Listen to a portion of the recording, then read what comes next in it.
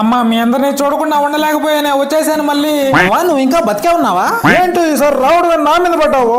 అలా కాదవ్వా, నువ్వు పోతే నీ కమ్మలు ఎత్తుకోమని చెప్పావు కదా, అందుకే ఎప్పుడు పోతావని అడిగానులే. అమ్మా మీ అల్లుడు నన్ను రోజు కొడుతున్నాడే. ఏమైందమ్మా? ఇంకా ఎక్కువ కట్నం కావాలంట. నేనన్నాను మా అమ్మోళ్ళు నేను అడగాలే కానీ ఇవ్వకుండా ఉంటారా అన్నాను. నాన్న మన పొలం అమ్మారంట, నాకేంటమ్మా భాగం వేయలేదు. అది మీ తమ్ముడు చదువు కోసం అమ్మేలేమ్మా. అంతలోకి పరాగం చేసేసారు కదా. చిన్నప్పుడేమో నా కూతురు కూడా నా కొడుకుతో సమానం అన్నారు కదమ్మా, ఇప్పుడు ఏమైందా నీకు? అమ్మా నా కూతురు కొడుకు ఎప్పుడు అమ్మమ్మ తాతయ్య అని డైలీ కలవరిస్తుంటారమ్మా. అవునా? అందుకే నేను ఒక నిర్ణయానికి వచ్చేసానమ్మా, వాళ్ళిద్దరిని ఇంటికాడే వేస్తానా, వాళ్ళిద్దరిని డిగ్రీ వరకు చదివించి వాళ్ళిద్దరికి పెళ్లి చేసే బాధ్యత మీదేనమ్మా.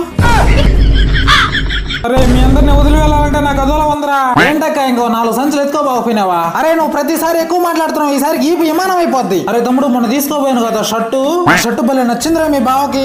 అట్లాంటి షర్ట్లు ఇంకో 4 పట్టుకోరమ్మన్నాడు రా, తీసుకోరా తమ్ముడు. ఇంకెందుకు మమ్మల్ని కూడా ఎక్కడ అమ్మేసేయకూడదు? అవునులేరా, నేను మరీ అంత దుర్మార్గురాల్లా కనిపిస్తున్నాను కదరా మీకు. అయినా అమ్మదాం అనుకున్నా మిమ్మల్ని ఎవరు కొంటారా? దేవుడా ఎందుకే ఇట్లాంటి రాక్షసి నాకాగా ఇచ్చావు నాకు?